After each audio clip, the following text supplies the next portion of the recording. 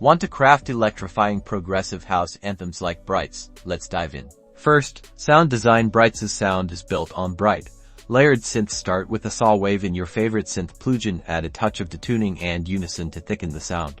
Next, sculpt the sound with a resonant low-pass filter. Automate the cutoff frequency for dynamic movement. Experiment with different filter types for unique timbres. Now, let's create a driving rhythm. Use a punchy kick drum with a tight, short decay. Layer a clap and snare with plenty of reverb for a spacious feel. Time for arrangement. Bbrightz uses a classic progressive house structure. Start with a minimal intro, build tension with rising synths and drums, then unleash a powerful drop with a catchy melody. For mixing, focus on clarity and impact. Use EQ to carve out space for each element. Compress the drums and bass for a tight, punchy sound. Add subtle reverb to create depth. Finally, mastering. Apply a limiter on your master channel to maximize the loudness and ensure your track sounds professional on all playback systems. And there you have it. With these techniques, you're well on your way to crafting your own signature progressive house sound inspired by Bbrightz. Don't forget to experiment and put your unique spin on it.